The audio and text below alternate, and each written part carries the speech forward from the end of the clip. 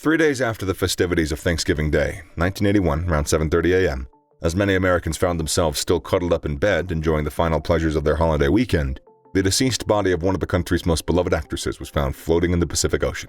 On November 29, 1981, the face-down corpse of Natalie Wood was found floating in the Pacific Ocean, not far off from the Catalina Island, wearing only a soaked flannel nightgown, heavy red jacket, and drenched blue woolen socks. There were no signs of how she'd arrived there, aside from a small inflatable dinghy, the Prince Valiant, with its gear shifted neutral, ignition off, and oars locked in place. Signs that the dinghy had never even been used. Natalie was thus discovered by a lifeguard, not curiously by any of the people she had been spending her holiday weekend with: Dennis Davern, Robert Wagner, and Christopher Walken.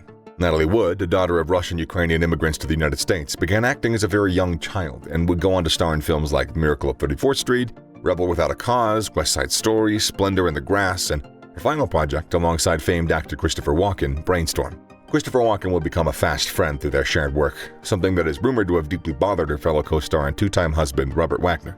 It would be these three movie stars, alongside family friend and yacht captain Dennis Davern, who would spend the final hours of Natalie Wood's life together aboard the Splendour, the now infamous 55-foot opulent yacht owned by Natalie Wood and Robert Wagner. It would be this boat that Wood disappeared from in the thick of the night, and it would be these men who failed to find the beloved star. What really happened, and how did Natalie Wood die? Despite rumors that something a bit too cozy may have been budding between Walken and Wood, Natalie and Robert invited Christopher to spend the Thanksgiving weekend with them on the Pacific. Dennis Davern would be joining the trip as well, given that he was the trusted captain of the Splendour, but that would be all the company needed. The rowdy group departed on November 27th, Black Friday, around midday. The festivities got off to a quick start, with everyone, even the captain, enjoying their fair share of alcohol throughout the entirety of the weekend. Possibly as a result of the booze-filled first night on the open ocean, the setting of the sun brought on a vicious argument between the wedded duo, becoming so heated that Captain Davern implored Christopher Walken to intervene. Walken, though he may have considered, ultimately opted to take no action, saying that it's best to never get involved in an argument between a man and a wife. As such, the arguing carried on until Wood requested that Davern take her back ashore for the remainder of the night. The captain obliged, and the two boarded the ship's inflatable 13-foot dinghy, the Prince Valiant, and headed for the Pavilion Hotel in Avalon on Catalina Island, where they both slept that night. The following morning, that Saturday, Davern brought himself and Wood back to the Splendour, and with some convincing with the charismatic Christopher Walken, Natalie agreed to remain on the yacht for the rest of the weekend, and unknowingly, her life. The afternoon and evening of the 28th brought about another round of liquor-filled gaiety as Wood and Walken first went ashore to Doug's Harbor Reef for drinks, and were soon accompanied by Wagner and Davern, who shared their alcoholic thirst. The captain observed a coquettish air between the early arrivals, but this failed to ruin the evening of indulging, whether it irked the eyeing Wagner or not. The night went on, and a waitress from the bar noted that the group was drinking quite freely, and all four were becoming worryingly intoxicated. Multiple bottles of wine, champagne, and cocktails flowed through the table and the lips of its guests. At some point during the hullabaloo, Walken made a toast that ended in him smashing the glass across the floor, and Wood did the same. To the waitress's grave concern, the star-studded group finally made the decision to return to their yacht, something she worried they were too drunk to even do.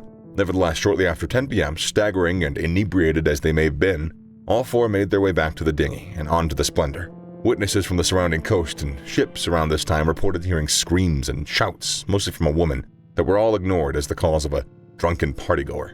From aboard the ship, Davern could hear multiple arguments unfolding throughout the night, between both Wagner and Wood, and Wagner and Walken. According to Wagner, the latter was simply a political debate, nothing more. No fight, no anger, just a lot of words, as he put it.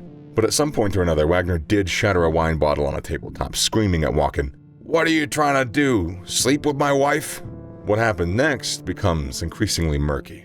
If Wagner is to be believed, Natalie had become bored during the man's parlay and left for her stateroom, at which point neither Wagner or Walken would see her again. Contrarily, if Dennis Davern is to be believed, Walken said his farewells first, and then Wood did decide to do the same. Wagner followed her, and a passionate quarrel ensued. The fiery feud then allegedly carried out onto the deck, and at some point accompanied by the sound of the Prince Valiant being released, before silence engulfed the vessel. The first silence of the night, an eerie silence. Feeling uneasy, around 11:30 p.m., Davern ventured out onto the deck, finding Wagner, alone, standing near the boat's edge, sweating profusely and looking as though he had just retired from a large ordeal of some physical sort. "Natalie's missing," Robert divulged. Dennis responded by beginning a search of the boat for the disappearing actress, but she was nowhere to be found. When he reconnected with Wagner, Davern's uneasiness was exacerbated as Robert informed him that the dinghy was also nowhere to be found. Dennis knew Natalie to be severely afraid of water, especially in the dark of night, and his gut told him that if she had wanted to depart the yacht, she would have done so with his aid, as she had done the night before. Not on her own, nor so suddenly. Didn't make any sense.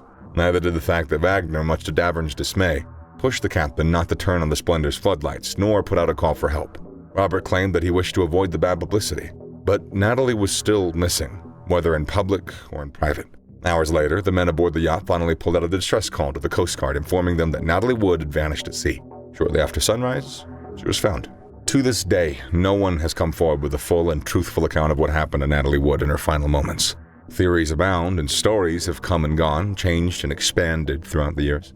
The case was initially closed, with her death being deemed an accidental drowning as a result of her drunken state. But in 2011, Los Angeles County reopened the case, and her cause of death was soon changed to reflect its suspicious nature. There is still no answer, but autopsy and witness reports paint a gloomy, semi-finished picture. Natalie Wood's body showed signs of more than just water inhalation. She had a wound on her cheek, bruises across her arms and legs, and friction burns across her thighs and shins that, according to Michael Franco, an intern at the LA County Coroner's Office at the time of the actress's death, had striations in a direction indicating that she had been pushed or pulled off of something. Not from, for example, attempting to climb on the dinghy. Fingernail marks on the side of the Prince Valiant furthered this idea. It was moreover eventually determined that all of Wood's superficial injuries might have occurred prior to her falling into the water, not after. It's Michael Franco's belief that the initial investigation covered up the truth of what happened, given the details he knows to be true. The implication that Wood could have obtained so many bruises on her own as she fell into the water, and for what reason, seems immensely far-fetched to many. Just as hard to believe is the suggestion that Natalie would have left the yacht on her own accord. Robert Wagner has suggested that she may have wanted to secure the dinghy to prevent it from banging against the side of the boat to her annoyance, or that maybe she even left for a party.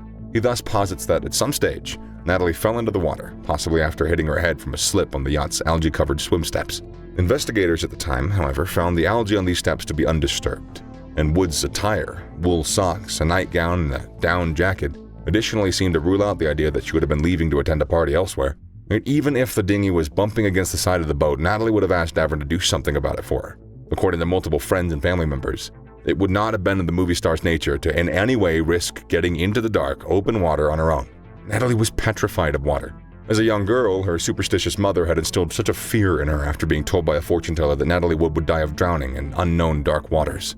A traumatic water-related experience at 10 years old where filming The Green Promise only solidified Natalie's trepidation, and her phobia would haunt her until her ultimate death by dark water. There seemed to be no possible way, even in her intoxicated condition, that Natalie would have wanted to board the dinghy alone or risk falling off the side of the boat by messing with its placement. Still, the first LA County Coroner's Office chief medical examiner on the case, Thomas Noguchi, asserted that Natalie Wood had simply fallen and drowned, too drunk to save her own life. But Lakshmanan Satyavajaswan, the chief medical examiner when the case was reopened in 2011, found Noguchi to have been quite uninformed. Satyavajaswan ruled that the death was undetermined, noting that the complete lack of head trauma coupled with the nature of Natalie's existing bruising made a clear case that her injuries happened earlier and were not a result of her slipping and incapacitating herself. He nor anyone else within the investigation, nonetheless, are willing to say a clear tale of what they believe did happen and how Natalie Wood ended up in the Pacific Ocean. We know that Natalie was poorly dressed and found herself in the water near the dinghy, which was never turned on nor prepared for use. She had surface injuries, but nothing significant to her head, and the wounds appear to have been obtained hitherto her entrance into the water, and she was terrified of water. Yet, she was found alone, dead, floating in it. Why? Many believe Robert Wagner to be the only man who knows the answer to the ultimate question. In 2018, he was solidified by investigators as a person of interest. He has refused to speak with the police, unlike Davern and Walken, but no charges yet have been brought forward. Lena Wood, Natalie's younger sister, believes that Robert did kill Natalie, but she doesn't propose that it was premeditated. She believes that alcohol and emotions got the best of Wagner, and a mistake was made that cost Wood her life, a theory that many now support, but the evidence is unable to prove. Witness testimony, such as the timeline of events from Dennis Davern or the claims of Marilyn Wayne and others aboard nearby ships that a woman could be heard screaming, "Somebody help me, please, I'm drowning," between 11 p.m. to 11:30 p.m. surely seem, at least very feasibly, to incriminate Robert Wagner. And all of the evidence that is now available and acknowledged does appear to rule out an inebriated accident. But the case remains open, and Wagner remains innocent until proven guilty. So, how did the beloved and tragically young Natalie Wood die? Maybe time will tell, but maybe it won't.